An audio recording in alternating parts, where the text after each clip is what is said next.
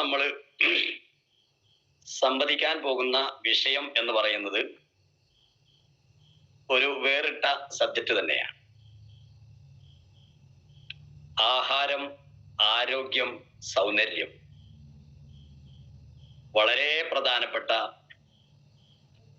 3 കാര്യങ്ങളെ കുറിച്ചാണ് ഇന്ന് നമ്മൾ ചർച്ച ചെയ്യപ്പെടാൻ പോകുന്നത്. ജീവിതത്തിൽ ഏറ്റവും മൂല്യമുള്ളതും എല്ലാവരും ആഗ്രഹിക്കുന്നതുമായിട്ടുള്ള വലിയ വിഷയങ്ങളാണ് ഈ 3 വിഷയങ്ങളും. ഒഴിച്ചു നിർത്താൻ സാധിക്കാത്ത, ജീവിതത്തിൽ മാറ്റി നിർത്താൻ പറ്റാത്ത ഈ 3 വിഷയങ്ങൾ വളരെ അത്യന്താപേക്ഷിതവും അതുപോലെ തന്നെ ഗൗരവമുള്ളതുമാണ് എന്നാണ് ഈ അവസരത്തിൽ എനിക്ക് സൂചിപ്പിക്കാനുള്ളത്. ഞാൻ പറഞ്ഞ 3 കാര്യങ്ങൾ: ആഹാരം, ആരോഗ്യം, സൗന്ദര്യം. ഇതില് ആഹാരവും ആരോഗ്യവും സൗന്ദര്യവും എല്ലാവരും ആഗ്രഹിക്കുന്ന 3 കാര്യങ്ങളാണ്. ഒരു മനുഷ്യനെ സംബന്ധിച്ചിടത്തോളം അവൻ ഏറ്റവും ആഗ്രഹമുള്ള കാര്യമാണ് ജീവിക്കുന്ന കാലത്ത് നല്ല ആരോഗ്യത്തോടു കൂടെ ജീവിക്കുക എന്നുള്ളത്. അതുപോലെ തന്നെ വളരെ സ്വാദിഷ്ടമായ സുഭിക്ഷമായ ആഹാരം കഴിക്കുക എന്നതും വളരെ ആഗ്രഹമുള്ള കാര്യമാണ്. അതിനേക്കാൾ ഇമ്പോർട്ടന്റ് ആണ് ഒരു മനുഷ്യൻ ജീവിതത്തിൽ കറുത്തവനാണെങ്കിലും വെളുത്തവനാണെങ്കിലും അവന് സൗന്ദര്യം ഉണ്ടാവുക എന്നത് എല്ലാവരാലും ആഗ്രഹിക്കപ്പെടുന്ന കാര്യമാണ്. അതുകൊണ്ടാണ് ഞാൻ പറഞ്ഞത് ഈ 3 വിഷയങ്ങളും വളരെ ഇമ്പോർട്ടന്റ് ആണ് എന്ന് പറയാൻ കാരണം. യഥാർത്ഥത്തിൽ ഒരു ആരോഗ്യമുള്ള മനുഷ്യനെ സംബന്ധിച്ചിടത്തോളം അവനൊരു പൂർണ്ണ ആരോഗ്യവാനാവണമെങ്കിൽ ആദ്യമായിട്ട് അവൻ ഫിസിക്കലി ആരോഗ്യവാനായിരിക്കണം. ഫിസിക്കലി മീൻസ് ശാരീരികമായിട്ട് ആരോഗ്യമുള്ള ആളാകണം. രണ്ടാമതായിട്ട് അയാൾ മെന്റലി ആരോഗ്യമുള്ള ആളായിരിക്കണം, മാനസികമായിട്ട് ആരോഗ്യമുള്ള ആളായിരിക്കണം. മൂന്നാമതായിട്ട് ഇക്കണോമിക്കലി സാമ്പത്തികമായിട്ടും അവൻ ആരോഗ്യമുള്ളവനായിരിക്കണം. നാലാമതായിട്ട് സോഷ്യലി അവൻ സാമൂഹികമായിട്ട് ആരോഗ്യമുള്ളവനായിരിക്കണം.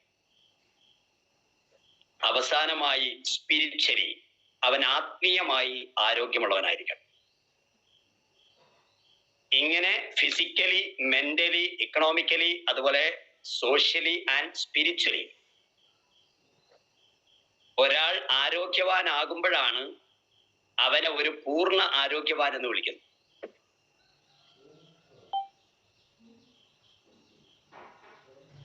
ആ സമയത്ത് നമ്മൾ ചിന്തിക്കുമ്പോൾ മനസ്സിലാകുന്ന ഒരു കാര്യം, ഒരാൾക്ക് ശാരീരികമായിട്ട് ആരോഗ്യമുണ്ട്, ഫിസിക്കലി അയാൾ ഫിറ്റാണ്, പക്ഷേ മെന്റലി അയാൾ ക്ലിയർ അല്ലെങ്കിൽ, മാനസികമായിട്ട് അയാൾ ആരോഗ്യവാൻ അല്ലെങ്കിൽ അയാളെ ഒരു പൂർണ്ണ ആരോഗ്യവാൻ എന്ന് വിളിക്കാൻ സാധിക്കില്ല. ശാരീരികമായിട്ട് ഓക്കെയാണ്, പക്ഷേ മാനസികമായിട്ട് അയാൾക്ക് ആരോഗ്യമില്ലെങ്കിൽ, അയാൾക്ക് എന്തെങ്കിലും സംതിങ് കുറവുണ്ടെങ്കിൽ അയാളെ ഒരു പൂർണ്ണ ആരോഗ്യവാൻ എന്ന് പറയാൻ പറ്റില്ല. ഇനി ഫിസിക്കലിയും മെന്റലിയും അയാൾ ഓക്കെയാണ്, പക്ഷേ അയാൾ സോഷ്യലി സാമൂഹികമായിട്ട് അയാൾക്ക് ആരോഗ്യക്കുറവുണ്ടെങ്കിൽ, അതെങ്ങനെ സാമൂഹികമായിട്ടുള്ള ആരോഗ്യക്കുറവ്? അയാൾ ഫിസിക്കലി ഓക്കെയാണ്, മെന്റലി ഓക്കെയാണ്, ഇക്കണോമിക്കലി സാമ്പത്തികമായിട്ടും അയാൾ ആരോഗ്യവാനാണ്, പക്ഷേ സോഷ്യലി മറ്റുള്ളവരുമായി ഇടപഴകുന്ന സമയത്ത് മറ്റുള്ളവർക്ക് യാതൊരു തരത്തിലുള്ള ഹെൽപ്പും ചെയ്യാത്ത ആളുകളാണെങ്കിൽ, സഹായവും ചെയ്യാത്ത ആളുകളാണെങ്കിൽ അയാളെ ഒരു പൂർണ്ണമായ ആരോഗ്യവാൻ എന്ന് പറയാൻ പറ്റില്ല എന്നാണ്. മറ്റുള്ളവരെ സഹായിക്കാനുള്ള ഒരു മനസ്ഥിതി ഉണ്ടാക്കിയെടുക്കുമ്പോഴാണ് സ്വാഭാവികമായിട്ടും അയാൾ ഒരു പൂർണ്ണ ആരോഗ്യവാനായിട്ട് മാറും. ഇനി അയാൾക്ക് ആ ശാരീരികമായിട്ടും മാനസികമായിട്ടും സോഷ്യലി ആയിട്ടും അയാൾക്ക് ആരോഗ്യമുണ്ട്. പക്ഷെ അയാള് എന്തല്ല, ഇക്കണോമിക്കലി സാമ്പത്തികമായിട്ട് ആരോഗ്യവാനല്ലെങ്കിൽ, സമ്പത്ത് അയാളുടെ കയ്യിലില്ലെങ്കിൽ അയാൾക്ക് ശാരീരികവും മാനസികവുമായ ആരോഗ്യം ഉണ്ടായിട്ട് യാതൊരു കാര്യമില്ലാതെ. ഇനി ഇതൊക്കെ ഉണ്ട്, ഫിസിക്കലി ഓക്കെയാണ്, മെന്റലി ഓക്കെയാണ്, അതുപോലെ തന്നെ സോഷ്യലി ഓക്കെയാണ്, അതേപോലെ ഇക്കണോമിക്കലി ഓക്കെയാണ്. പക്ഷേ സ്പിരിച്വലി ആത്മീയമായിട്ട് അവന് ആരോഗ്യം ഉണ്ടാക്കിയെടുക്കാൻ സാധിച്ചിട്ടില്ലെങ്കിൽ, ഈ ആത്മീയ ആരോഗ്യം എന്ന് പറയുന്നത് ദൈവവുമായിട്ടുള്ള കണക്ഷനാണ്. ദൈവത്തിനോട് ചില കടമകളും കടപ്പാടുകളും നമുക്കുണ്ട്. അത് നിർവഹിക്കേണ്ട കാര്യത്തിൽ അവൻ പരാജിതനാണെങ്കിലും അവനെയും പൂർണ്ണ ആരോഗ്യവാൻ എന്ന് വിളിക്കാൻ പറ്റില്ല എന്നാണ് പഠനം പറയുന്നത്. അപ്പൊ 5 തരത്തിൽ physically, mentally, economically and socially and spiritually, ശാരീരികമായും മാനസികമായും സാമ്പത്തികമായും സാമുദായികമായും അതുപോലെ തന്നെ ആത്മീയമായും ഒരാൾ ആരോഗ്യവാനാകുന്ന സമയത്താണ് അയാളെ കംപ്ലീറ്റ് ഹെൽത്തി മാൻ, പൂർണ്ണ ആരോഗ്യവാൻ എന്ന് വിളിക്കപ്പെടുന്നത്. അപ്പൊ ഇങ്ങനെ ഒരു ആരോഗ്യം നിലനിന്നാൽ മാത്രമാണ് നല്ല ആഹാരം കഴിക്കാനും നല്ല സൗന്ദര്യം നിലനിർത്താനും നമുക്ക് സാധിക്കുന്നത്. ആദ്യമായിട്ട് ഉണ്ടാക്കിയെടുക്കേണ്ടത് ആരോഗ്യമാണ്. ശാരീരികമായ ആരോഗ്യം ഉണ്ടാക്കുന്നതോടൊപ്പം തന്നെ ആത്മീയമായും അതുപോലെ തന്നെ മാനസികമായും സാമ്പത്തികമായിട്ടുള്ള ആരോഗ്യങ്ങൾ ഉണ്ടാക്കിയെടുക്കാൻ നമുക്ക് കഴിയണം. ഒരാൾക്ക് ഇഷ്ടം പോലെ പണമുണ്ട്, ഇഷ്ടം പോലെ സമ്പത്തുണ്ട്, പക്ഷെ അയാൾക്ക് മാനസികമായിട്ട് ആരോഗ്യമില്ലെങ്കിൽ ആ സമ്പത്ത് കൊണ്ട് ഒരു പ്രയോജനമില്ല. ഇഷ്ടം പോലെ സമ്പത്തുണ്ട്, പക്ഷേ രുചികരമായ ആഹാരങ്ങളൊന്നും കഴിക്കാൻ സാധിക്കുന്നില്ല, അത്രയധികം രോഗങ്ങൾക്ക് അടിമയാണെങ്കിൽ അയാളെ സംബന്ധിച്ചിടത്തോളം ആ ആരോഗ്യം കൊണ്ട് ഒരു ഫലമില്ല. അപ്പൊ ജീവിതത്തിൽ ഏറ്റവും കൂടുതൽ പണം ചെലവഴിക്കപ്പെടേണ്ടത് എന്തിനാണ് എന്ന് ചോദിച്ചാൽ ഞാൻ പറയുന്നത് ആരോഗ്യ മേഖലയിലാണ്. സ്വന്തം ശരീരത്തിന്റെ ആരോഗ്യം നിലനിർത്തുന്നതിന് വേണ്ടിയിട്ടാണ്. മരണം വരെ ആരോഗ്യത്തോടുകൂടെ ചുറുചുറുക്കോടുകൂടെ ജീവിക്കുന്നതിനാണ് നമ്മൾ ഏറ്റവും കൂടുതൽ പണം പെടേണ്ടത് എന്നാണ് എനിക്ക് പറയാനുള്ളത്. നമ്മൾ ഇഷ്ടം പോലെ സമ്പത്ത് ഉണ്ടാക്കുന്നുണ്ട്, പക്ഷെ സ്വന്തം ശരീരത്തിന്റെ കാര്യം പലപ്പോഴും നമ്മൾ മറന്നു പോവുകയാണ്. സ്വന്തം ശരീരത്തിന്റെ ആരോഗ്യം നിലനിർത്തുന്ന കാര്യത്തിൽ നമ്മൾ പരാജിതരാണ്. ഒരുപാട് കാര്യങ്ങൾക്ക് വേണ്ടി നമ്മൾ പണം ചെലവഴിക്കപ്പെടുന്നുണ്ട്, ഒരുപാട് മേഖലകൾ. പക്ഷെ സ്വന്തം ആരോഗ്യത്തെ മറന്നുകൊണ്ടാണ് പലപ്പോഴും നമ്മൾ എല്ലാ മേഖലകളിലും പണം ചെലവഴിച്ചുകൊണ്ടിരിക്കുന്നത്. അപ്പൊ ആദ്യമായിട്ട് നമ്മുടെ ആരോഗ്യം നിലനിർത്തുന്നതിന് വേണ്ടി ഞാൻ എന്തൊക്കെ കാര്യങ്ങൾ ചെയ്യണം? ഇപ്പൊ 5 ആരോഗ്യത്തെ കുറിച്ച് ഞാൻ പറഞ്ഞു. നമ്മളൊന്ന് ചിന്തിക്കുക, ഈ 5 ആരോഗ്യവും നമുക്കുണ്ടോ? ശാരീരികമായി നമ്മൾ ആരോഗ്യവാനാണോ? അത് കഴിഞ്ഞ് നമ്മൾ മാനസികമായിട്ട് ആരോഗ്യവാനാണോ? നമ്മൾ സാമ്പത്തികമായിട്ട് ആരോഗ്യവാനാണോ? നമ്മൾ സാമുദായികമായി സോഷ്യലായിട്ട് നമ്മൾ ആരോഗ്യവാനാണോ? മറ്റുള്ളവരെ സഹായിക്കാനുള്ള മനസ്ഥിതിയൊക്കെ നമുക്കുണ്ടോ?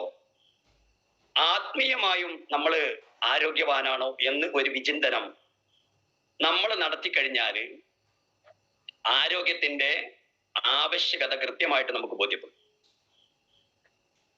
അങ്ങനെയാണെങ്കിൽ ഇത്തരത്തിലുള്ള ഒരു ആരോഗ്യം സൃഷ്ടിച്ചെടുക്കുന്നതിന്, ഒരു പൂർണ്ണ ആരോഗ്യം സംജാതമാക്കുന്നതിന്, നമ്മുടെ ജീവിതത്തിൽ മരണം വരെ ഒരു നല്ല ആരോഗ്യവാനായി ജീവിക്കുന്നതിന് ഏറ്റവും പ്രധാനപ്പെട്ട ഘടകമാണ് ആഹാരം എന്ന് പറയുന്നത്. അന്നം. നമ്മൾ സാധാരണ പറയാറുണ്ട് അന്നമാണ് ഉന്നം. അന്നത്തിന് വലിയ പ്രാധാന്യമുണ്ട്. ഏതൊക്കെ അന്നമാണ് നമ്മൾ കൃത്യമായി ശ്രദ്ധിക്കേണ്ടത്? നമ്മൾ ചിന്തിക്കുന്നത് പോലെ, നമ്മൾ മനസ്സിലാക്കിയതുപോലെ കഴിക്കുന്ന ഭക്ഷണം മാത്രമാണോ അന്നം? കുടിക്കുന്ന വെള്ളം മാത്രമാണോ അന്നം? ഒരിക്കലുമല്ല. കഴിക്കുന്ന ഭക്ഷണം അന്നമാണ്, കുടിക്കുന്ന വെള്ളം അന്നമാണ്, ശ്വസിക്കുന്ന വായു അന്നമാണ്, കേൾക്കുന്ന കേൾവി അന്നമാണ്, കാണുന്ന കാഴ്ച അന്നമാണ്. അപ്പൊ നല്ല ഭക്ഷണം മാത്രം കഴിച്ചാൽ പോരാ, നല്ല വെള്ളം മാത്രം കുടിച്ചാൽ പോരാ, നല്ലത് ശ്വസിച്ചാൽ മാത്രം പോരാ. കേൾക്കുന്ന കേൾവികളൊക്കെ നല്ല ബെറ്റർ ഭക്ഷണമായിരിക്കണം, അന്നമായിരിക്കണം. കാണുന്ന കാഴ്ചകളൊക്കെ നല്ല അന്നമായിരിക്കണം, പോസിറ്റീവായ അന്നമായിരിക്കണം. അപ്പൊ നല്ല ഭക്ഷണം കഴിക്കാൻ ശ്രമിക്കുന്നവർ, നല്ല വെള്ളം കുടിക്കാൻ ശ്രമിക്കുന്നവർ, നല്ല വായു ശ്വസിക്കാൻ ഇഷ്ടപ്പെടുന്നവർ നല്ലത് കാണാൻ വേണ്ടിയും ശ്രമിക്കണമെന്നാണ് ഞാൻ സൂചിപ്പിച്ചത്. നമ്മൾ കാണുന്നത് തീർത്തും നെഗറ്റീവുകളാണ്. നമ്മളെ സ്വാധീനിക്കുന്നത് മുഴുവനും നെഗറ്റീവുകളാണ്. ദുഷിച്ച കാര്യങ്ങളും ദുർചിന്തകളുമാണ് നമ്മളെ വേട്ടയാടിക്കൊണ്ടിരിക്കുന്നത്. അപ്പൊ നമ്മുടെ കാഴ്ചക്ക് വളരെ പ്രാധാന്യമുണ്ട്. നമ്മൾ കാണുന്നത് നല്ലതാക്കി മാറ്റാൻ, നല്ലതിനെ കാണാനുള്ളൊരു കണ്ണ് ഉണ്ടാക്കിയെടുക്കാൻ, കാഴ്ച ഉണ്ടാക്കിയെടുക്കാൻ നമുക്ക് സാധിക്കണം. അതുപോലെ തന്നെ കേൾക്കുന്നതും അന്നമാണ്. എന്ത് കേൾക്കുകയാണെങ്കിലും പോസിറ്റീവ് കേൾക്കാനുള്ള ഒരു മനസ്ഥിതി ഉണ്ടാക്കിയെടുക്കണം. പോസിറ്റീവായ കാര്യങ്ങൾ കേൾക്കുന്നതിന് വേണ്ടി ശ്രമിക്കണം. അതുകൊണ്ടാണ് പ്രഭാത വേളയിൽ നമ്മൾ പോസിറ്റീവായ വചനങ്ങൾ വായിക്കണമെന്ന് നമ്മളോട് പറയപ്പെടുന്നത്. അത് ഖുർആൻ നമുക്ക് വായിക്കാം, ബൈബിൾ നമുക്ക് നല്ല ഭക്ഷണമായി എടുക്കാം, ഭഗവത്ഗീത നമുക്ക് നല്ല ഭക്ഷണമായി എടുക്കാം. പോസിറ്റീവ് ചിന്തകൾ നിറഞ്ഞൊഴുകുന്ന ഏത് പുസ്തകങ്ങളും വായിക്കുക എന്നത് നല്ല ഭക്ഷണം കൊടുക്കുന്നതിന് തുല്യമാണ്. അപ്പൊ കഴിക്കുന്ന ഭക്ഷണം കൊണ്ട് മാത്രം കാര്യമില്ല.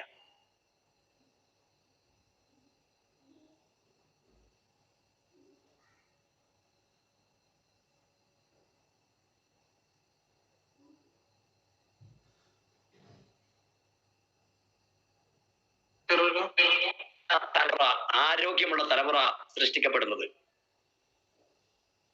അപ്പോഴാണ് നല്ല ഒരു ജീവിതം കെട്ടിപ്പടുക്കാൻ, സാമുദായികമായി മറ്റുള്ളവരെ സഹായിക്കാനൊക്കെ ഉള്ള മനസ്ഥിതി, ഒരു മനുഷ്യ സ്നേഹി എന്ന പവിത്രത കൈമുതലാക്കാൻ നമുക്ക് സാധിക്കുന്നു. അങ്ങനെയാണെങ്കിൽ ഭക്ഷണം കഴിക്കുന്നവരാണ് നമ്മൾ, വെള്ളം കുടിക്കുന്നവരാണ് നമ്മൾ, വായു, ശുദ്ധവായു ശ്വസിക്കാൻ വേണ്ടി ശ്രമിക്കുന്നവരാണ് നമ്മൾ, നല്ലത് കാണാനും കേൾക്കാനും ശ്രമിക്കുന്നവരാണ് നമ്മൾ. അങ്ങനെയാണെങ്കിൽ ഏത് ഭക്ഷണമാണ് നമ്മൾ കഴിക്കേണ്ടത്? ഏത് ഭക്ഷണം കഴിക്കണം? അന്നത്തിന്റെ ക്വാളിറ്റിയാണ് അണ്ടത്തിന്റെ ക്വാളിറ്റി, അണ്ടത്തിന്റെ ക്വാളിറ്റിയാണ് ബീജത്തിന്റെ ക്വാളിറ്റി, ബീജത്തിന്റെ ക്വാളിറ്റിയാണ് പിറന്നു വീഴുന്ന ഓരോ കുഞ്ഞിന്റെയും ക്വാളിറ്റി. വളരെ ശ്രദ്ധിക്കണം. അന്നമാണ് അണ്ടത്തിന്റെ ക്വാളിറ്റി, അണ്ടത്തിന്റെ ക്വാളിറ്റിയാണ് ബീജത്തിന്റെ ക്വാളിറ്റി, ബീജത്തിന്റെ ക്വാളിറ്റിയാണ് പിറന്നു വീഴുന്ന ഓരോ കുഞ്ഞിന്റെയും ക്വാളിറ്റി. അപ്പൊ നല്ല അണ്ടമുണ്ടാവണമെങ്കിൽ, നല്ല ബീജം സംജാതമാകണമെങ്കിൽ, നല്ല കുഞ്ഞ് പിറന്നു വീഴണമെങ്കിൽ അന്നത്തിന് വലിയ പ്രാധാന്യമുണ്ട്. നല്ല ഭക്ഷണം കഴിക്കണം, നല്ല ഭക്ഷണം കഴിക്കണം. ആ സമയത്താണ് ഈ ക്വാളിറ്റി ഉണ്ടാവുന്നത്. അന്നമയ കോശം മനോമയ കോശമെന്ന്. അന്നം നല്ല കോശങ്ങളെ ഉണ്ടാക്കുന്നു, ആ നല്ല കോശങ്ങൾ നല്ല മനസ്സുണ്ടാക്കുന്നു. അപ്പൊ അന്നം നന്നായാൽ മനസ്സ് നന്നായി എന്നർത്ഥം. നല്ല ഭക്ഷണം കഴിച്ചാൽ നല്ല മനസ്സുണ്ടാവും, നല്ല ആരോഗ്യമുള്ള മനസ്സുണ്ടാവും, നല്ല ചിന്താശക്തിയുള്ള മനസ്സുണ്ടാകും. നല്ല കാര്യങ്ങളെ മാത്രം ശ്രവിക്കാനും കാണാനും തിരഞ്ഞെടുക്കാനുമുള്ള ഒരു നല്ല മനസ്സ് നമുക്ക് സംജാതമാകും. അതിന് ഭക്ഷണം നന്നാവണം, കുടിക്കുന്ന വെള്ളം നന്നാവണം. അങ്ങനെയാണെങ്കിൽ ഏത് ഭക്ഷണമാണ് നമ്മൾ കഴിക്കേണ്ടത്? ഏത് വെള്ളമാണ് നമ്മൾ കുടിക്കേണ്ടത്, ഏത് ഭക്ഷണം കഴിക്കണം, ഏത് വെള്ളം കുടിക്കണം. വിധിച്ച ഭക്ഷണമാണ് നമ്മൾ കഴിക്കേണ്ടത്, വിധിച്ച വെള്ളമാണ് നമ്മൾ കുടിക്കേണ്ടത്. ഏതാണ് വിധിച്ച ഭക്ഷണം? നമ്മളൊക്കെ കഴിച്ചുകൊണ്ടിരിക്കുന്നത്, വളരെ പ്രധാനമായി കണ്ടുകൊണ്ടിരിക്കുന്നത്, നമ്മുടെ ജീവിതത്തിൽ നമ്മൾ ശീലിച്ചിരിക്കുന്നത്, ഏറ്റവും പ്രാധാന്യം നമ്മൾ കൊടുക്കുന്നത് അരി ആഹാരത്തിനാണല്ലോ. അരിയാണല്ലോ നമ്മുടെ പ്രധാനപ്പെട്ട ഭക്ഷണം. എന്നാൽ ഇതൊരു വിധിച്ച ഭക്ഷണമാണോ? വിധിച്ച ഭക്ഷണം എന്ന് പറഞ്ഞാൽ പ്രകൃതി നമുക്ക് വിധിച്ച ഭക്ഷണം, ദൈവം നമുക്ക് വിധിച്ച ഭക്ഷണം. ഒരാരോഗ്യമുള്ള ശരീരം ഉണ്ടാവാൻ, ഒരാരോഗ്യമുള്ള മനുഷ്യനുണ്ടാവാൻ ഏത് ഭക്ഷണം കഴിക്കണം? അതാണ് വിധിച്ച ഭക്ഷണം. വിധിച്ച ഭക്ഷണം എന്ന് പറയുന്നത് അരിയാണോ? അരി എന്ന് പറയുന്നത്, ഇക്കോളജി എന്ന് പറയുന്ന ശാസ്ത്രം പറയുന്നത്, എല്ലാ ജീവനുള്ളതിനെ കുറിച്ചും പ്രതിപാദിക്കുന്ന ശാസ്ത്രമായ ഇക്കോളജി പറയുന്നത്, അരി എന്ന് പറയുന്നത്, ഗോതമ്പ് എന്ന് പറയുന്നത് പക്ഷികളുടെയും താറാവുകളുടെയും ഭക്ഷണമാണ്. അരി എന്ന് പറയുന്നത്, ഗോതമ്പ് എന്ന് പറയുന്നത് താറാവുകളുടെയും പക്ഷികളുടെയും ഭക്ഷണമാണ്. അതിന്ന് മനുഷ്യർ കഴിച്ചുകൊണ്ടിരിക്കുന്നു. എന്നാൽ മനുഷ്യന് വിധിച്ച ഭക്ഷണം ഏതാ? മനുഷ്യന് വിധിച്ച ഭക്ഷണം പ്രകൃതി പറയുന്നത്, ദൈവം വിധിച്ച ഭക്ഷണം ഫ്രൂട്ട്സ് ആണ് എന്ന്. ദൈവം വിധിച്ച ഭക്ഷണം ഫ്രൂട്ട്സ് ആണ്. വിധിച്ച വെള്ളം ഏതാണ്? നമ്മൾ സാധാരണ പറയാറുണ്ട്, പച്ചവെള്ളം നല്ല വെള്ളമാണ്. ഒരു തർക്കമില്ല. പക്ഷേ വിധിച്ച വെള്ളം എന്ന് പറയുന്നത് പച്ചവെള്ളമല്ല. ഏതെങ്കിലും ഒരു ഫ്രൂട്ടിന്റെ വെള്ളമാണ്, ജ്യൂസാണ്. അത് ഏത് ഫ്രൂട്ടും ആവാം. നമുക്ക് അവൈലബിൾ ആയിട്ടുള്ള ഏത് ഫ്രൂട്ടും, അത് മാംഗോ ആവാം, അത് ബനാനയാവാം, അത് പൈനാപ്പിൾ ആവാം, അത് ആപ്പിൾ ആവാം, അത് മുന്തിരി ആവാം, അത് പേരക്കയാവാം, അത് ഓറഞ്ച് ആവാം. ഏത് ഫ്രൂട്ടാണോ നമുക്ക് ലഭ്യമായിട്ടുള്ളത് അതാണ് വിധിച്ച ഭക്ഷണം. അല്ലേ? നമുക്കറിയാം സ്വർഗത്തിലെ ഭക്ഷണം ഏതാ? സ്വർഗത്തിൽ ഏറ്റവും കൂടുതലുള്ള ഭക്ഷണം കായ്കനികളാണ്, ഫ്രൂട്ട്സുകളാണ്. മാനവരാശിയുടെ ആദിമ മനുഷ്യൻ ആദം, അതുപോലെ തന്നെ ഹവ്വാ ബീവിയും ആദ്യമായി ഭുജിച്ച ഭക്ഷണം ഏതാ? കായ്ക്കനിയാണ്. എന്നാൽ അവിടെയും ഒരു പാളിച്ച സംഭവിച്ചു പോയിട്ടുണ്ട്. നമുക്കറിയാം, ഇഷ്ടംപോലെ കഴിക്കാൻ സാധിക്കുന്ന ഒരുപാട് കനികൾ, ഒരുപാട് കായകൾ, ഒരുപാട് ഫ്രൂട്ട്സുകൾ ആ സ്വർഗീയ ലോകത്തുണ്ടായിട്ടും കഴിക്കാൻ പറ്റാത്ത ഒരൊറ്റ ഫ്രൂട്ടിലേക്കാണ് ആദ്യം മനുഷ്യൻ തിരിഞ്ഞത്. അത് പൈശാചികമാവാം, പിശാചിന്റെ പ്രേരണയാവാം. എന്താണെങ്കിലും ഒരു കനി മാത്രം നിങ്ങൾ ഭക്ഷിക്കരുത്, മറ്റേത് കനി വേണമെങ്കിലും നിങ്ങൾ ഭക്ഷിച്ചോളൂ എന്ന് പറഞ്ഞപ്പോഴും ആദ്യത്തെ മനുഷ്യൻ പിശാചിന്റെ പ്രേരണ മൂലം പോകുന്നത് കഴിക്കാൻ പറ്റാത്ത ആ ഫ്രൂട്ടിലേക്കാണ്. ഇന്ന് നമ്മൾ കഴിച്ചുകൊണ്ടിരിക്കുന്നതും അത് തന്നെയാണ്. കഴിക്കാൻ പറ്റാത്ത ഭക്ഷണമാണ് നമ്മളെല്ലാവരും തെരഞ്ഞെടുത്തുകൊണ്ടിരിക്കുന്നത്, നമ്മൾ കഴിച്ചുകൊണ്ടിരിക്കുന്നത്. അതുകൊണ്ട് തന്നെ ആരോഗ്യ മേഖല വലിയ ചോദ്യചിഹ്നമായി നിൽക്കും. ഞാൻ പറഞ്ഞു വന്നത്, മനുഷ്യർ കഴിക്കേണ്ട ഭക്ഷണം, വിധിച്ച ഭക്ഷണം എന്ന് പറയുന്നത് ഫ്രൂട്ട്സ് ആണ്. ഫ്രൂട്ട്സിന്റെ അളവ് വർദ്ധിപ്പിക്കണം. അത് വർദ്ധിപ്പിക്കണമെങ്കിൽ നമ്മുടെ തോട്ടങ്ങൾ ഫ്രൂട്ട്സിന്റെ തോട്ടങ്ങളായി മാറണം. നമ്മുടെ പറമ്പുകൾ ഫ്രൂട്ട്സുകളുടെ പറമ്പുകളായി മാറണം. വിധിച്ച വെള്ളം കുടിക്കണമെങ്കിൽ ഫ്രൂട്ട്സുകളുടെ വെള്ളം കുടിക്കണം. ഏതെങ്കിലും ഒരു ഫ്രൂട്ടിന്റെ ജ്യൂസ്, അതിന് പഞ്ചസാര ചേർക്കാൻ പാടില്ല, അതിന് ഉപ്പ് ചേർക്കാൻ പാടില്ല. അത് പ്രകൃതിയിൽ നിന്ന് ലഭിക്കുന്നത് പോലെ നാച്ചുറൽ ആയിട്ട് കഴിക്കാൻ വേണ്ടി ശീലിക്കണം. രാവിലെ ഒരു വാഴപ്പഴത്തിന്റെ ജ്യൂസ്, രാവിലെ ഒരു നാരങ്ങയുടെ ജ്യൂസ്, രാവിലെ ഒരു മാങ്ങയുടെ ജ്യൂസ്, ഇങ്ങനെ ഏതെങ്കിലും ഒരു ഫ്രൂട്ടിന്റെ ജ്യൂസാണ് നമ്മൾ രാവിലെ എഴുന്നേറ്റ ഉടനെ കുടിക്കേണ്ടത്. പച്ചവെള്ളം മോശമൊന്നുമല്ല, പക്ഷെ വിധിച്ച വെള്ളം. ഇക്കോളജി പറയുന്നു, എല്ലാ ജീവനുള്ളതിനെ കുറിച്ചും പ്രതിപാദിക്കുന്ന ശാസ്ത്രമായ സയൻസായ ഇക്കോളജി പറയാണ്, വിധിച്ച വെള്ളം കുടിക്കണം, അത് ഫ്രൂട്ടാണ്, ഫ്രൂട്ട്സിന്റെ ജ്യൂസാണ്. വിധിച്ച ഭക്ഷണം കഴിക്കണം, അത് ഫ്രൂട്ടാണ്. നിങ്ങൾ വിദേശ രാജ്യങ്ങളിലേക്ക് പോയി നോക്കൂ, അവരുടെ പ്രധാനപ്പെട്ട ഭക്ഷണമൊക്കെ ഫ്രൂട്ട്സാണ്. നമ്മുടെ കേരളത്തിലാണ് ഇത്രയധികം അരിയാഹാരം കഴിച്ചുകൊണ്ടിരിക്കുന്നത്. അതുകൊണ്ട് തന്നെ ഏറ്റവും കൂടുതൽ ഡീജനറേറ്റീവ് രോഗങ്ങളുള്ളത്, ജീവിതശൈലി രോഗങ്ങളുള്ളത് കേരളത്തിലാണ്. കൃത്യമായി നമ്മൾ തിരിച്ചറിയണം. നമ്മുടെ ജീവിതത്തിൽ ഒരു ചിട്ടകളെ നമ്മൾ കൊണ്ടുവരണം. വലിയ സബ്ജക്റ്റാണ്. കൃത്യമായ ജീവിത ശൈലി നമ്മൾ കൊണ്ടുവരണം. ഭക്ഷണ രീതി നമ്മൾ കൊണ്ടുവരണം. ആ സമയത്താണ് ഒരു നല്ല ആരോഗ്യമുള്ളവനായിട്ട്, നല്ല പൂർണ്ണ ആരോഗ്യവാനായിട്ട് നമുക്ക് മാറാൻ വേണ്ടി സാധിക്കുക. അപ്പൊ ഞാൻ പറഞ്ഞു, വിധിച്ച ഭക്ഷണവും വിധിച്ച വെള്ളവും കുടിക്കണം. അപ്പൊ ഇന്ന് കോഴികളും താറാവുകളും പക്ഷികളും കഴിക്കേണ്ട ഭക്ഷണം നമ്മൾ കഴിച്ചുകൊണ്ടിരിക്കുന്നു. ഇത് കഴിച്ചത് കൊണ്ട് എന്ത് സംഭവിച്ചു? വർഷങ്ങളായി നമ്മൾ ഈ ശീലം തുടർന്നുകൊണ്ടിരിക്കുമ്പോൾ, വർഷങ്ങളായി ഇത് നമ്മളിങ്ങനെ തുടർന്നുകൊണ്ടിരിക്കുന്നത് കൊണ്ട് നമുക്ക് ഒരുപാട് ജീവിത ശൈലി രോഗങ്ങൾ കടന്നു വന്നു. അതിനുള്ള പ്രധാനപ്പെട്ട കാരണം എന്താ? ഒരു പൂർണ്ണ ആരോഗ്യവാനായ മനുഷ്യന് എന്തൊക്കെ കാര്യങ്ങൾ വേണം? ഒരു ശരീരം ആരോഗ്യമുള്ളതായി നിലനിൽക്കാൻ പ്രോട്ടീൻ ആവശ്യമാണ്, ന്യൂട്രിയൻസുകൾ, പോഷകങ്ങൾ ധാരാളം ആവശ്യമാണ്, കാൽസ്യം ആവശ്യമാണ്, കാർബൺ ആവശ്യമാണ്, സോഡിയം ആവശ്യമാണ്, പൊട്ടാസ്യം ആവശ്യമാണ്, ഷുഗർ ആവശ്യമാണ്, പ്രഷർ ആവശ്യമാണ്, ഫാറ്റ് ആവശ്യമാണ്, അയൺ ആവശ്യമാണ്, ഇമ്മ്യൂണിറ്റി വളരെ പ്രധാനമാണ്. ഒരാരോഗ്യമുള്ള ശരീരത്തിന് വേണ്ട കാര്യങ്ങളായി ഇതൊക്കെ ദൈവം സംവിധാനിച്ചിട്ടുണ്ട്. ഒരു മനുഷ്യ ശരീരം സൃഷ്ടിക്കപ്പെടുന്ന സമയത്ത് ദൈവം ഈ പറഞ്ഞ എല്ലാ കാര്യങ്ങളും സംവിധാനിച്ചിട്ടുണ്ട്. ശരീരത്തിൽ പ്രോട്ടീൻ ഉണ്ട്, ശരീരത്തിൽ കാൽസ്യം ഉണ്ട്, കാർബൺ ഉണ്ട്, സോഡിയം ഉണ്ട്, പൊട്ടാസ്യം ഉണ്ട്, ഷുഗർ ഉണ്ട്, പ്രഷർ ഉണ്ട്, ഫാറ്റ് ഉണ്ട്, അയൺ ഉണ്ട്, ശരീരത്തിൽ ഇമ്മ്യൂണിറ്റി ഉണ്ട്. പക്ഷെ ഇതൊക്കെ ചിലതിന്റെ അഭാവം മൂലം കുറഞ്ഞുകൊണ്ടിരിക്കുകയാണ്. എന്നാൽ ചിലതിന്റെ അതിപ്രസരം മൂലം വർദ്ധിച്ചുകൊണ്ടിരിക്കുകയാണ്. ഇത് രണ്ടും ദോഷകരമായി ബാധിക്കുകയാണ്. ഇപ്പൊ നമ്മൾ ഭക്ഷണം കഴിക്കണം. ഒരാരോഗ്യമുള്ള ശരീരത്തിന് വേണ്ടി നമ്മൾ ഭക്ഷണം കഴിക്കണം. പക്ഷെ നമ്മൾ ഭക്ഷണം കഴിക്കുന്ന രീതി, ശൈലി യഥാർത്ഥത്തിൽ ശരിയാണോ?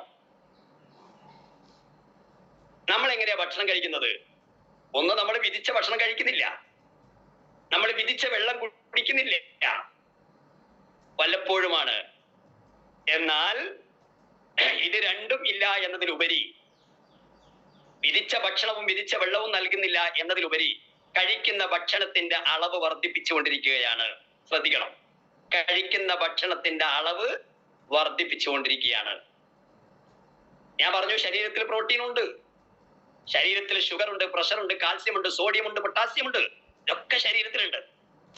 പക്ഷെ നമ്മൾ കഴിക്കുന്ന ഭക്ഷണത്തിന്റെ അളവ് വർദ്ധിപ്പിച്ചപ്പം ഉണ്ടായ പ്രതിഭാസ വ്യത്യാസം എന്താണ്?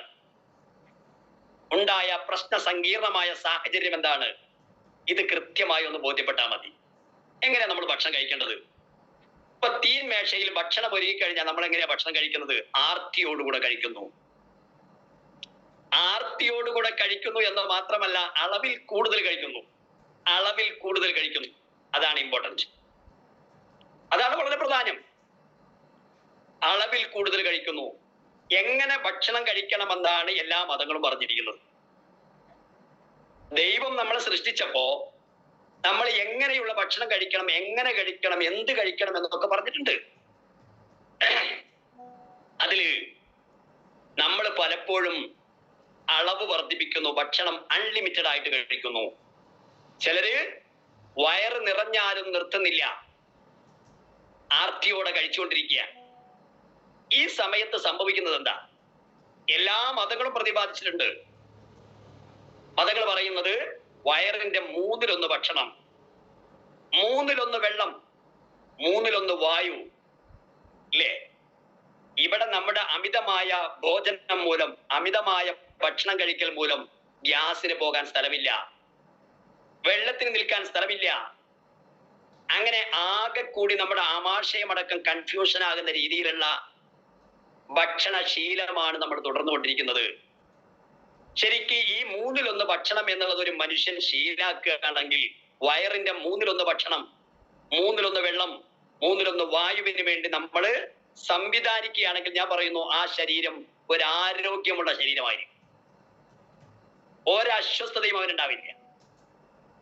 ഇപ്പൊ എന്താ, ഭക്ഷണം അമിതമാകുന്നു എന്നതുകൊണ്ട് ശരീരം ആവശ്യപ്പെടുന്നതിനേക്കാൾ കൂടുതൽ പ്രോട്ടീൻ വർദ്ധിക്കുന്നു, ശരീരം ആവശ്യപ്പെടുന്നതിനേക്കാൾ കൂടുതൽ ഫാറ്റ് വർദ്ധിക്കുന്നു, കൊഴുപ്പ് വർദ്ധിക്കുന്നു, ശരീരം ആവശ്യപ്പെടുന്നതിനേക്കാൾ ഷുഗർ വർദ്ധിക്കുന്നു, ശരീരം ആവശ്യപ്പെടുന്നതിനേക്കാൾ കൂടുതൽ പ്രഷർ വർദ്ധിക്കുന്നു, ഇമ്മ്യൂണിറ്റി താരതമ്യേന കുറഞ്ഞുകൊണ്ടിരിക്കുന്നു, പ്രതിരോധ ശേഷി താരതമ്യേന കുറഞ്ഞുകൊണ്ടിരിക്കുന്നു.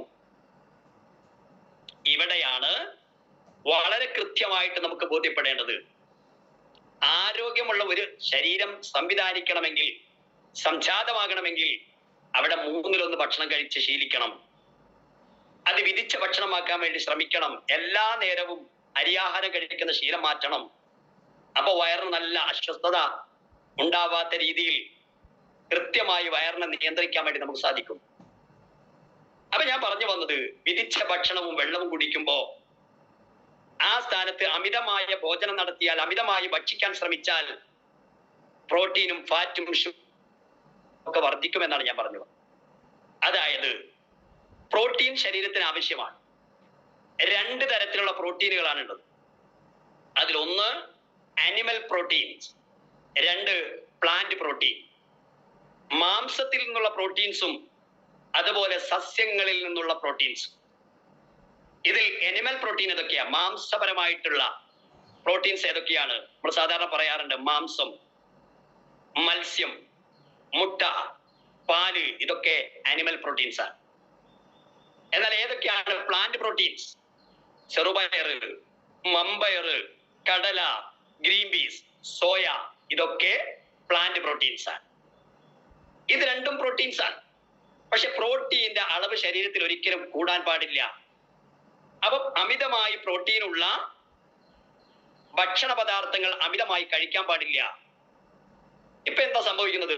തീൻമേശയിൽ ഭക്ഷണം നിരന്നാൽ അവിടെ ഒരു ബീഫ് വരട്ടിയത് കൊണ്ടുപോയി വെക്കുകയാണെങ്കിൽ, അല്ലെങ്കിൽ ബീഫ് കൊണ്ടുപോയി നിരത്തുകയാണെങ്കിൽ, ഇന്ന് നമ്മൾ ആർത്തിയോടുകൂടെ അമിതമായി ബീഫ് കഴിച്ചുകൊണ്ടിരിക്കുന്നു, അല്ലെങ്കിൽ അമിതമായി നമ്മൾ ചിക്കൻ കഴിച്ചുകൊണ്ടിരിക്കുന്നു, അല്ലെങ്കിൽ ബൊഫെ സംവിധാനത്തിലൂടെ ഒരുപാട് വേറിട്ട ഭക്ഷണങ്ങൾ നമ്മൾ ഭുജിച്ചുകൊണ്ടിരിക്കുന്നു. ലിവർ പോലും കൺഫ്യൂഷൻ ആവുന്ന തരത്തിൽ ഭക്ഷണശീലം നമ്മൾ നടത്തിക്കൊണ്ടിരിക്കുന്നു. ഇവിടെ പ്രോട്ടീൻ കൂടുതൽ കഴിച്ചു കഴിഞ്ഞാൽ ശരീരത്തിൽ ഓട്ടോമാറ്റിക് ഫാറ്റ് വർദ്ധിക്കും. അപ്പോൾ അമിതമായി നമ്മൾ മാംസാഹാരം കഴിച്ചാൽ, ഒരു ലിമിറ്റ് വെക്കാതെ അൺലിമിറ്റഡ് ആയി നമ്മൾ കഴിച്ചാൽ, അതിലൂടെ ഫാറ്റ് വർദ്ധിക്കുന്നു, കൊഴുപ്പ് വർദ്ധിക്കുന്നു. ഫാറ്റ് വർദ്ധിച്ചാൽ പ്രോട്ടീൻ വർദ്ധിക്കുന്നു, അതിലൂടെ അസിഡിറ്റി വർദ്ധിക്കുന്നു. അസിഡിറ്റി വർദ്ധിച്ചു കഴിഞ്ഞാൽ അത് ഒരു മനുഷ്യ ശരീരത്തിലെ 98% രോഗങ്ങൾക്കും കാരണമാകുന്നു. മനുഷ്യ ശരീരത്തിലെ 98% രോഗങ്ങൾക്കും കാരണമാകുന്നത് അസിഡിറ്റിയാണ്. അപ്പൊ അസിഡിറ്റി വർദ്ധിക്കുന്നത് എന്തിലൂടെയാണ്? ഫാറ്റ് വർദ്ധിക്കുന്നതിലൂടെയാണ്. പ്രോട്ടീൻ വർദ്ധിക്കുന്നതിലൂടെയാണ്. അപ്പൊ പ്രോട്ടീന്റെ അളവ് ഗണ്യമായി കുറക്കണം. നിയന്ത്രിച്ചില്ലെങ്കിൽ അത് വലിയ അപകടാവസ്ഥയിലേക്ക് നമ്മളെ കൊണ്ടുപോകുന്നു. ഇനി ഷുഗർ വർദ്ധിച്ച ഒരു രോഗിയെ സംബന്ധിച്ചിടത്തോളം, ഷുഗറുമായി നമ്മൾ ഡോക്ടറെ ട്രീറ്റ്മെന്റിന് വേണ്ടി സമീപിച്ചു കഴിഞ്ഞാൽ ഡോക്ടർ നമ്മളോട് ആവശ്യപ്പെടുന്നത് എന്താ? നിങ്ങൾ അരിയാഹാരം കുറക്കണം. എന്താ കാരണം? നമ്മൾ അമിതമായി അരിയാഹാരം തുടർന്നുകൊണ്ടിരിക്കുന്നു. അരിയാഹാരം കഴിച്ചാൽ അതിൽ ഗ്ലൂക്കോസിന്റെ അളവ് കൂടുതലാണ്. ഓൾറെഡി നിങ്ങളുടെ ശരീരത്തിൽ ഷുഗർ ഉണ്ട്. വീണ്ടും ഷുഗറിന്റെ കണ്ടന്റ് കൂടുതലുള്ള ഉൽപ്പന്നം അല്ലെങ്കിൽ ഭക്ഷണം നിങ്ങൾ കഴിച്ചുകൊണ്ടിരിക്കുമ്പോൾ നിങ്ങളുടെ ഷുഗറിന്റെ അളവ് ക്രമാതീതമായി വർദ്ധിച്ചുകൊണ്ടിരിക്കുന്നു. അതുകൊണ്ട് അരിയാഹാരം കുറക്കണം. ഇത് ജീവിതത്തിൽ ആദ്യം മുതലേ ശീലിക്കുകയാണെങ്കിലോ ഈ ഷുഗറിന്റെ അളവ് വർദ്ധിക്കും. ഞാൻ പറഞ്ഞല്ലോ, ഷുഗർ, പ്രഷർ, കൊളസ്ട്രോൾ ഇതൊക്കെ നമ്മുടെ ശരീരത്തിലുണ്ട്, ദൈവം സംവിധാനിച്ചിട്ടുണ്ട്. പക്ഷേ അത് അളവിൽ കൂടാനും പാടില്ല, കുറയാനും പാടില്ല. പക്ഷെ നമ്മുടെ അമിതമായ ഭക്ഷണശീലം മൂലം ഇത് ധാരാളമായി വർദ്ധിച്ചുകൊണ്ടിരിക്കുന്നു. അത് ഡീജനറേറ്റീവ് രോഗങ്ങളിലേക്ക് കൊണ്ടുപോകുന്നു. Sugar, pressure, cholesterol, uric acid, thyroid, varicose vein, cancer പോലെയുള്ള ജീവിതശൈലി രോഗങ്ങളിലേക്ക് നമ്മളെ തള്ളിവിടുന്നു. ആഹാര നിയന്ത്രണമാണ് ഇവിടെ ഏറ്റവും പ്രധാനപ്പെട്ട ഘടകം. അതുകൊണ്ട് പ്രോട്ടീൻ നമ്മൾ ധാരാളം കഴിച്ചുപോയി, അരി ആഹാരം നമ്മൾ വളരെയധികം കഴിച്ചുപോയി. അവിടെയാണ് ഇന്നത്തെ നമ്മുടെ പ്രൊഡക്റ്റുകളുടെ വലിയ പ്രാധാന്യം നമ്മൾ മനസ്സിലാക്കേണ്ടത്. വെൽനസ് ഉൽപ്പന്നങ്ങളുടെ ഇമ്പോർട്ടൻസ് നമ്മൾ മനസ്സിലാക്കേണ്ടത്.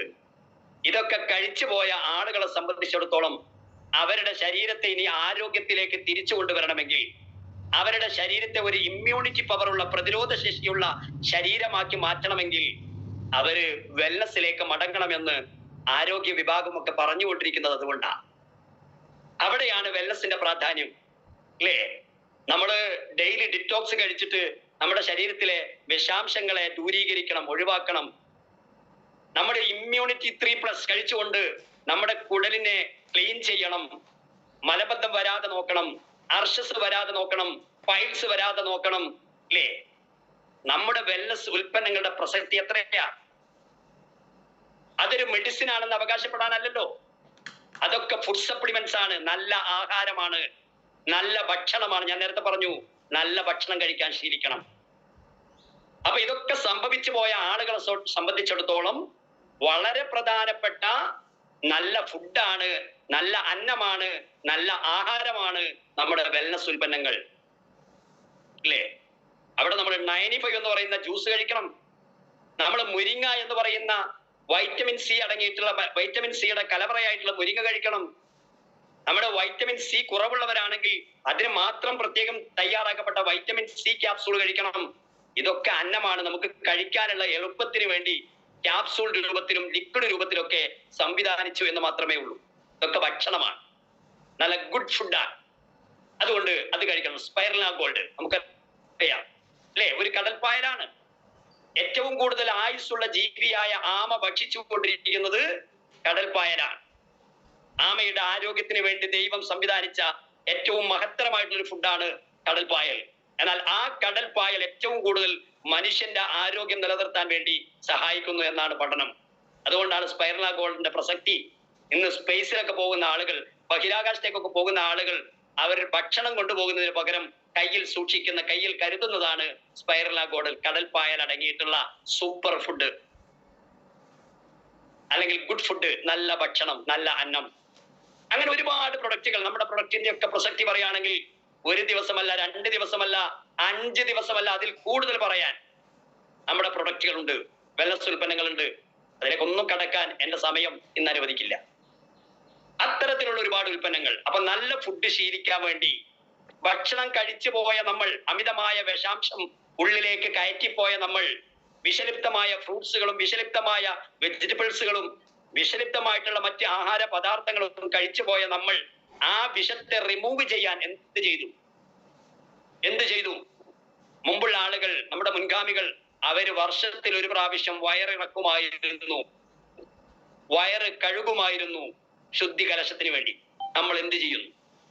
അവിടെയാണ് നമ്മുടെ ഡെയിലി ഡിറ്റോക്സിന്റെ പ്രാധാന്യം നമ്മൾ മനസ്സിലാക്കേണ്ടത്. ഉള്ളിലേക്ക് പോഷകാംശങ്ങൾ എത്തിക്കാൻ അത് മലത്തിലൂടെ പോകുന്നതിന് പരിധിയുണ്ട്, അത് മൂത്രത്തിലൂടെ പോകുന്നതിന് പരിധിയുണ്ട്, അത് വിയർപ്പിലൂടെ പോകുന്നതിന് പരിധിയുണ്ട്. അതിനപ്പുറം നമ്മൾ കൊടുക്കേണ്ട ഒരു സൂപ്പർ ഫുഡാണ് നമ്മുടെ ഡെയിലി ഡിറ്റോക്സ് എന്ന് പറയും. കഴിക്കാൻ ശീലിക്കണം, കഴിക്കാൻ നമ്മൾ ശ്രമിക്കണം. ആവശ്യമെങ്കിലും 1 ബോട്ടിൽ ഡെയിലി ഡിറ്റോക്സ് ഈ കാലഘട്ടത്തിൽ, ഈ സാഹചര്യത്തിൽ നമ്മൾ കഴിച്ചുകൊണ്ടിരിക്കണം, നമ്മുടെ ശരീരം ആരോഗ്യമുള്ളതാക്കി നിലനിർത്താൻ വേണ്ടി. അപ്പൊ ഞാൻ പറഞ്ഞു, പ്രോട്ടീൻ അമിതമായി ചെന്ന് കഴിഞ്ഞാൽ, ഫാറ്റ് വർദ്ധിച്ചാൽ അസിഡിറ്റി വർദ്ധിക്കും. അസിഡിറ്റി വർദ്ധിച്ചാൽ അത് ശരീരത്തിലെ 98% രോഗങ്ങൾക്കും കാരണമായി മാറും. അപ്പൊ പ്രോട്ടീന്റെ അളവ് നിയന്ത്രിക്കുക. ഇനി നമ്മൾ ഒരു നിശ്ചിത അളവിലുള്ള പ്രോട്ടീനാണ് കഴിച്ചത് എന്ന് കൂട്ടുക. ആ കഴിച്ച പ്രോട്ടീൻ കൊണ്ട് അസിഡിറ്റി വന്നാൽ ആ അസിഡിറ്റിയെ ആൽക്കലൈൻ ആക്കാൻ ദൈവം സംവിധാനിച്ച ആൽക്കലൈൻ കണ്ടന്റ് ആണ് ഉമിനീര് എന്ന് പറയുന്നത്. മറ്റൊരു കണ്ടന്റ് ആണ് നമ്മുടെ ദഹനരസം എന്ന് പറയുന്നത്. ഈ 2 സംവിധാനത്തിലൂടെ ദൈവം നമ്മുടെ ശരീരത്തിൽ, നമ്മുടെ ആമാശയത്തിലുണ്ടായ അസിഡിറ്റിയെ ആൽക്കലൈനാക്കാൻ വേണ്ടി, അതായത് അമ്ലത്വത്തെ ചാരമാക്കാൻ വേണ്ടി ദൈവം ശ്രമിക്കുന്നു. അതിനെ ആൽക്കലൈനാക്കാനുള്ള കണ്ടന്റുകൾ കൊടുക്കണം. അപ്പൊ നമ്മൾ കുക്കുംബർ കഴിക്കേണ്ടി വരും. ഭക്ഷണം കഴിച്ച് 1 മണിക്കൂർ കഴിഞ്ഞിട്ട് നമ്മൾ കുക്കുംബർ ശീലിക്കണം, സലാഡ് ശീലിക്കണം. ധാരാളം ആൽക്കലൈൻ കണ്ടന്റ് അടങ്ങിയിട്ടുള്ള വെജിറ്റബിൾസുകളും ഫ്രൂട്ട്സുകളും ഉണ്ട്, അത് ഉപയോഗിക്കാൻ വേണ്ടി ശ്രമിക്കണം. അമിതമായി കഴിച്ചിട്ട് ദൈവത്തെ കുറ്റപ്പെടുത്തിയിട്ട് ഒരു കാര്യമില്ല. അപ്പൊ കഴിച്ചു പോയതിനെ നിയന്ത്രിക്കണമെങ്കിൽ, അതിലൂടെ ഉണ്ടായിരിക്കുന്ന അസിഡിറ്റിയെ ചെറുക്കണമെങ്കിൽ നമ്മൾ ആൽക്കലൈൻ ആക്കാനുള്ള സംവിധാനത്തെ കൊണ്ടുവരണം. അപ്പൊ നമ്മൾ മിതമായാണ് കഴിച്ചിരുന്നതെങ്കിൽ ആ മിതമായ അസിഡിറ്റിയെ ആൽക്കലൈൻ ആക്കാനുള്ള കണ്ടന്റാണ് ഉമിനീര് ദൈവം സൃഷ്ടിക്കപ്പെട്ടത്. പക്ഷെ അതിനേക്കാളും മറികടന്ന്, അതിനെയൊക്കെ ഓവർകം ചെയ്തുകൊണ്ട് നമ്മൾ അമിതമായി ഫുഡ് കഴിച്ചപ്പം, അമിതമായി പ്രോട്ടീൻ കഴിച്ചപ്പം ഉണ്ടായ വ്യതിയാനങ്ങളെ മാറ്റാൻ നമ്മൾ പുറമെ നിന്ന് ഫുഡ് സപ്ലിമെന്റുകൾ ശീലിക്കണം. അപ്പൊ ഈ തരത്തിലുള്ള വിഷലിപ്തമല്ലാത്ത ഫുഡുകളും അല്ലെങ്കിൽ ഫ്രൂട്ട്സുകളും വെജിറ്റബിൾസുകളും പച്ചക്കറികളും നമുക്ക് ലഭ്യമല്ലാത്തത് കൊണ്ട് ഇന്ന് വെൽനസിന്റെ പ്രാധാന്യം വർദ്ധിച്ചുകൊണ്ടിരിക്കുകയാണ്, അല്ലെ? ദഹനക്കുറവുള്ള ആളുകളോട് ഡോക്ടേഴ്സ് പറയുന്നത് എന്താ? നിങ്ങൾ ഇലക്കറി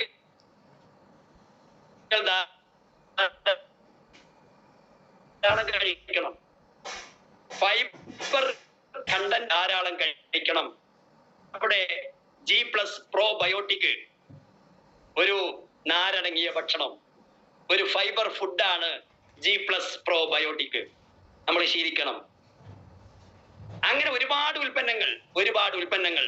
അപ്പൊ ഞാൻ പറഞ്ഞു വന്നത്, പ്രോട്ടീൻ വർദ്ധിച്ചാൽ ഫാറ്റ് വർദ്ധിക്കും, ഫാറ്റ് വർദ്ധിച്ചാൽ അസിഡിറ്റി വർദ്ധിക്കും, അസിഡിറ്റി വർദ്ധിച്ചാൽ അത് 98% രോഗങ്ങൾക്ക് കാരണമാകും.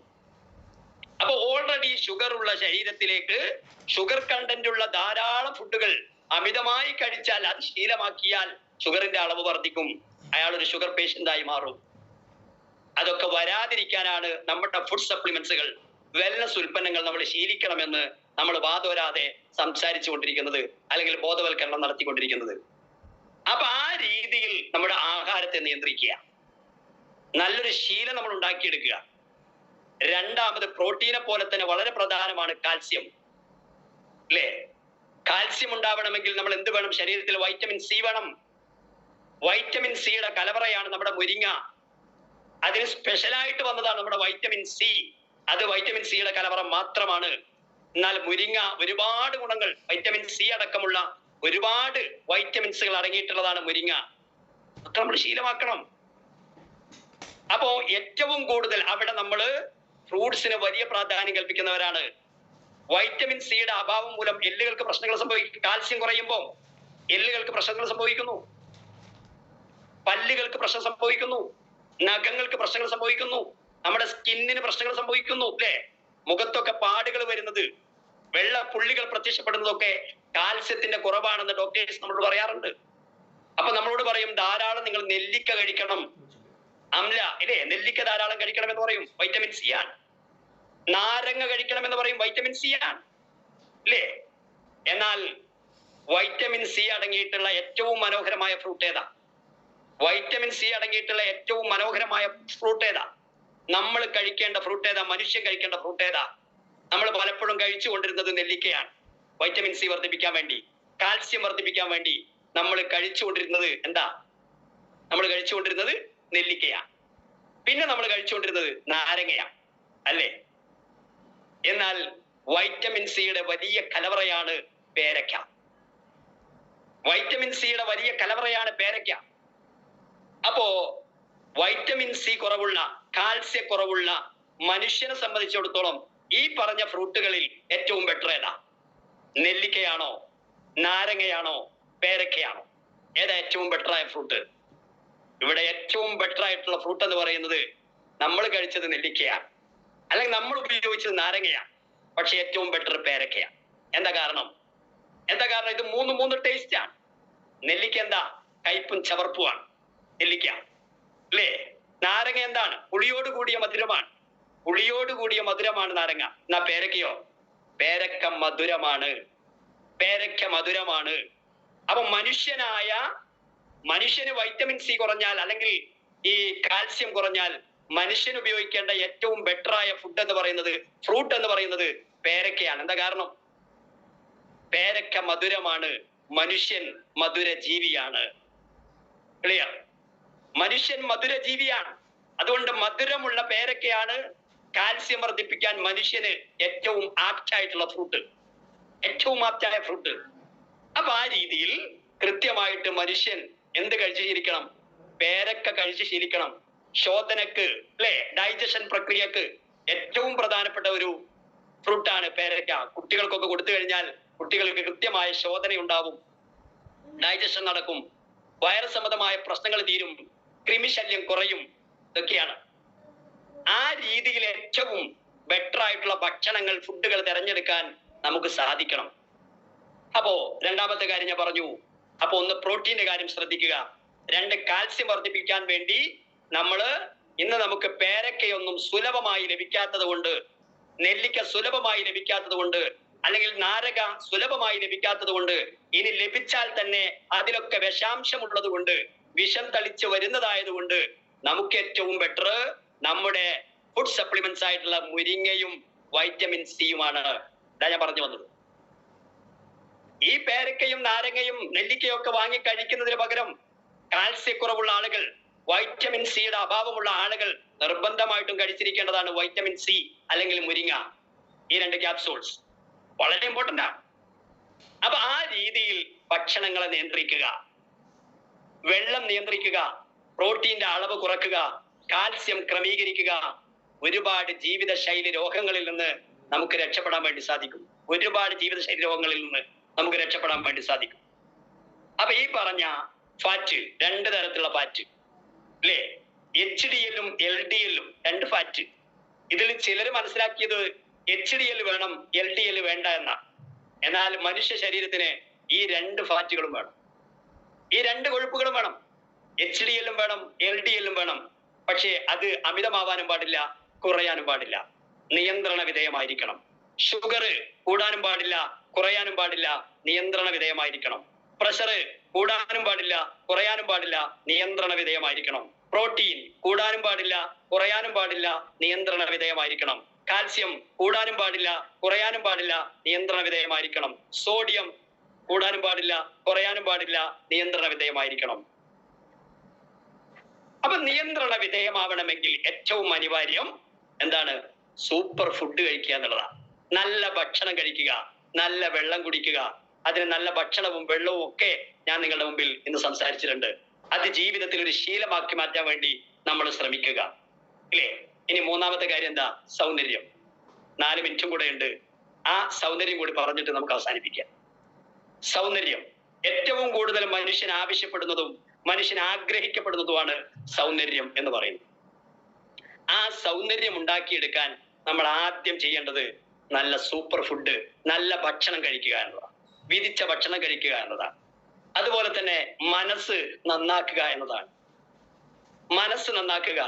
അപ്പൊ ഒരു മനുഷ്യൻ പൂർണ്ണ ആരോഗ്യവാനായി മാറിയാൽ അവൻ നല്ല സൗന്ദര്യമുള്ളവനായിട്ട് മാറും, നല്ല ആരോഗ്യമുള്ളവനായിട്ട് മാറും. അപ്പൊ ആ സൗന്ദര്യം വർദ്ധിപ്പിക്കുന്നതിന് വേണ്ടിയിട്ട് നല്ല ഭക്ഷണം കഴിക്കുക, അതിൽ ഏറ്റവും ആപ്റ്റ് ആയിട്ടുള്ള ഫുഡ് സപ്ലിമെന്റ്സുകൾ തിരഞ്ഞെടുക്കുക. അതിൽ ഒന്നാമത്തെ ഫുഡാണ് നമ്മുടെ കവചപ്രാശ് എന്ന് പറയുന്ന ലേഹ്യം. 42 ഇൻഗ്രീഡിയൻസ് ഉള്ള, ഇന്ത്യൻ മാർക്കറ്റിൽ മറ്റൊരു കമ്പനിക്കും അവകാശപ്പെടാനില്ലാത്ത ആയുഷ് പ്രീമിയം സർട്ടിഫിക്കറ്റ് കരസ്ഥമാക്കിയിട്ടുള്ള കർക്കിടക ലേഹ്യം പോലെ, പ്രസവരക്ഷ പോലെ നമുക്ക് ഇമ്മ്യൂണിറ്റി പവർ കൂട്ടാൻ പറ്റുന്ന ഇമ്മ്യൂണിറ്റി ബൂസ്റ്റർ ആയിട്ടുള്ള കവചപ്രാശ് ലേഹ്യം. ആ കവചപ്രാശിനെ കുറിച്ച് സംസാരിക്കാനുണ്ട് 1 മണിക്കൂർ. ആ കവചപ്രാശിൽ കുങ്കുമം അടങ്ങിയിട്ടുണ്ട്. കുങ്കുമം എന്നൊരു ഇൻഗ്രീഡിയൻസ് ഉണ്ട്. കവചപ്രാശ് ശീലമാക്കുകയാണെങ്കിൽ ഇമ്മ്യൂണിറ്റി പവർ വർദ്ധിക്കുന്നതോടൊപ്പം, ബ്ലഡ് സർക്കുലേഷൻ കൂടുന്നതോടൊപ്പം മുഖത്തിന്റെ സൗന്ദര്യം, ശരീരത്തിന്റെ സൗന്ദര്യം വർദ്ധിക്കും. സൗന്ദര്യം വർദ്ധിക്കാൻ വളരെ ബെറ്റർ ആണ് നമ്മുടെ കവചപ്രാശ് ലേഹ്യം. ചില ആളുകൾ അമിതമായി തടിച്ചു പോകുന്നു പേടിച്ചിട്ട് കഴിക്കാതിരിക്കുകയാണ്. ആ അമിതമായി തടിച്ചു പോകുന്നത് നമ്മുടെ ഓവർ ഫുഡ് കൊണ്ടാണ്. അരിയാഹാരം വല്ലാതെ ചെന്ന് കഴിഞ്ഞാൽ തടിച്ചു ചീർക്കും. അമിതമായി ഫാറ്റ് അടങ്ങിയ ഭക്ഷണ പദാർത്ഥങ്ങൾ കഴിച്ചാൽ, പ്രോട്ടീൻ ധാരാളമായി ചെന്നാൽ ശരീരം അമിതമായി തടിക്കും, കൊഴുക്കും. അതൊക്കെ നിയന്ത്രിക്കുക. എന്നിട്ട് കവചപ്രാശി കഴിക്കുക. കവചപ്രാശി കഴിച്ചാൽ ഒരുപാട് ഗുണങ്ങളുണ്ട്. സൗന്ദര്യം വർദ്ധിക്കുക മാത്രമല്ല, ഇമ്മ്യൂണിറ്റി പവർ ഉണ്ടാകുന്നതിലൂടെ ഇന്നത്തെ ജീവിതശൈലി രോഗങ്ങളെ തടയാൻ, തുമ്മൽ, അലർജി പോലെയുള്ളതിനെ തടയാൻ, അതുപോലെ തന്നെ മറ്റുള്ള പ്രയാസങ്ങളെ തടയാൻ, ജീവിതത്തിൽ ഇന്ന് വന്നു ചേരുന്ന വൈറസുകളെയും ഫംഗസുകളെയും തടുത്തു നിർത്താൻ ഒരു പരിചയമായി മാറുന്നതാണ് നമ്മുടെ കവചപ്രാശി ലേഹ്യം. അതേപോലെ തന്നെ മറ്റൊരു പ്രൊഡക്റ്റ് ആണ് 95, അല്ലെ? 9.5 ലക്ഷം ഒറോക്ക വാല്യൂ, 9.5 ലക്ഷത്തോളം ഒറോക്ക വാല്യുള്ള ഓക്സിജൻ റാഡിക്കൽ അബ്സർവേഷൻ കപ്പാസിറ്റി ഉള്ള മനോഹരമായ ഒരു ജ്യൂസിന്റെ കണ്ടന്റ്. ജ്യൂസ്, ഹെൽത്ത് ഡ്രിങ്ക്, അതിൽ മറ്റൊന്നും ആഡ് ചെയ്യപ്പെട്ടിട്ടില്ല. 13 ബെറിപ്പഴങ്ങൾ, അംല, അലോവര, നോനി, ഇങ്ങനെ 16 ഇൻഗ്രീഡിയൻസ് അടങ്ങിയിട്ടുള്ള മനോഹരമായ ഒരു ഹെൽത്ത് ഡ്രിങ്ക് ആണ്, ഫ്രൂട്ട് ജ്യൂസ് ആണ് ഏത്? 95. ഞാൻ നേരത്തെ പറഞ്ഞ വിധിച്ച വെള്ളത്തിലേക്ക് നമുക്ക് എന്തിനെ കൊണ്ടുപോകാം? 95നെ കൊണ്ടുപോകാം. നമ്മൾ പുറത്തിറങ്ങിയിട്ട് കഫേ പോയിട്ട് ധാരാളം ജ്യൂസുകൾ കുടിക്കുന്നവരാണ്. ഏറ്റവും നല്ല ബെറ്റർ ആയ ഒരു ജ്യൂസ് കഫേയിൽ നിന്ന്, ബേക്കറിയിൽ നിന്ന് ലഭിക്കണമെങ്കിൽ 100 രൂപയിലധികം നമ്മൾ കൊടുക്കണം. അതേപോലെ 103 രൂപയോളം മാത്രമാണ് നമ്മുടെ 95 എന്ന് പറയുന്ന ജ്യൂസിന് വരുന്നത് ഒരു ദിവസം കുടിക്കാൻ. പക്ഷെ അത് നമ്മൾ 30 ദിവസം തുടർച്ചയായിട്ട് കുടിക്കുമ്പോ ഏതാണ്ട് 3700-ലധികം, അല്ലെങ്കിൽ നമുക്ക് ലഭിക്കുന്ന എമൗണ്ട് പ്രകാരം 3245 രൂപ കൊടുത്താൽ കിട്ടുന്ന ഒരു സൂപ്പർ ഡ്രിങ്ക് ആണ്, ജ്യൂസ് ആണ്, വിധിച്ച വെള്ളമാണ് ഏത്? 95. കഴിക്കാൻ എത്ര പേര് ശ്രമിക്കാറുണ്ട്? രോഗം വരട്ടെ എന്ന് പറഞ്ഞ് കാത്തിരിക്കുക. രോഗം വരട്ടെ എന്നിട്ട് കഴിച്ചു നോക്കാം എന്ന് പറഞ്ഞ് കാത്തിരിക്കുക. 95 ശീലമാക്കണം. വർഷത്തിൽ ഒരു 3 ബോട്ടിലെങ്കിലും നമ്മൾ കഴിച്ചിരിക്കണം. നമ്മുടെ ശരീരത്തിന് വേണ്ടി, നമ്മുടെ ആരോഗ്യത്തിന് വേണ്ടി നമ്മൾ കഴിച്ചിരിക്കണം. അപ്പൊ ആ രീതിയിൽ സൗന്ദര്യം വർദ്ധിപ്പിക്കാൻ നമ്മുടെ 95ഉം വളരെ കൃത്യമായ ഇടപെടലുകൾ നടത്തുന്നു. നമ്മുടെ ബോഡിയെ സ്ട്രക്ചർ ചെയ്യുന്നു. ഒരു നല്ല ശരീരം കാണാൻ, അമിതമായ കൊഴുപ്പ് അടിഞ്ഞുകൂടി അവിടെ ഇവിടെ തൂങ്ങിക്കിടക്കുന്ന പോലെ കിടക്കാതെ നല്ല സ്ട്രക്ചറായ വടിവുള്ള അഴകൊത്ത ഒരു ശരീരം നമുക്ക് പ്രദാനം ചെയ്യുന്ന സാധന നമ്മുടെ 95 എന്ന് പറയുന്ന ജ്യൂസ്. കഴിക്കാൻ വേണ്ടി ശ്രമിക്കണം. അപ്പം ആഹാരവും ആരോഗ്യവും സൗന്ദര്യവും വളരെ പ്രധാനപ്പെട്ടതാണ്. ആഹാരം നന്നാക്കുക, ആരോഗ്യം വീണ്ടെടുക്കുക, സൗന്ദര്യം വർദ്ധിപ്പിക്കുക. മരിക്കുന്ന കാലത്തോളം ആരോഗ്യത്തോടെ, സൗന്ദര്യത്തോടെ, നല്ല ഭക്ഷണം കഴിച്ച്, നല്ല മക്കളെ വിധാനിച്ച്, നല്ല ഒരു തലമുറയെ സൃഷ്ടിച്ച് മുന്നോട്ട് പോകാൻ നമുക്ക് എല്ലാവർക്കും സാധിക്കട്ടെ എന്ന് മാത്രം ഓർമ്മപ്പെടുത്തിക്കൊണ്ട് ഈ വൈകിയ വേളയിൽ സംസാരിക്കാൻ ഒരുപാടുണ്ട്. പക്ഷേ സമയം, എല്ലാവർക്കും പല തിരക്കുകളുണ്ടാവും. അതുകൊണ്ട് നമ്മൾ കൃത്യമായി ബോധ്യപ്പെട്ട് നമ്മുടെ പ്രൊഡക്റ്റ് എന്തിന്? ഇതൊരു കച്ചവടം മാത്രമാണോ? ഇതൊരു പക്ക ബിസിനസ് മാത്രമാണോ? അല്ല, കൃത്യമായ ഒരു ആരോഗ്യ സംരക്ഷണ മേഖലയാണ്. അത് തിരിച്ചറിയാൻ ആദ്യം സ്വന്തം തയ്യാറാവുക, എന്നിട്ട് മറ്റുള്ളവർക്ക് പ്രൊമോട്ട് ചെയ്യുക.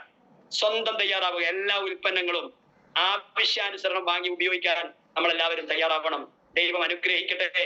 എല്ലാവർക്കും വലിയ വിജയങ്ങൾ ഈ ഒരു മേഖലയിലൂടെ ഉണ്ടാക്കിയെടുക്കാൻ ആരോഗ്യ സമ്പത്തും അതുപോലെ തന്നെ സൗന്ദര്യവും അതുപോലെ തന്നെ നല്ല ആഹാരവും ഒക്കെ ഉണ്ടാക്കിയെടുത്ത് നല്ല ഒരു ജീവിതം കെട്ടിപ്പടുക്കാൻ നമുക്ക് എല്ലാവർക്കും സാധിക്കട്ടെ എന്ന് മാത്രം ഓർമ്മപ്പെടുത്തിക്കൊണ്ട് വാക്കുകൾ അവസാനിപ്പിക്കുന്നു. Okay, all the best. Thank you. ജയ് മൈ ദേവ്.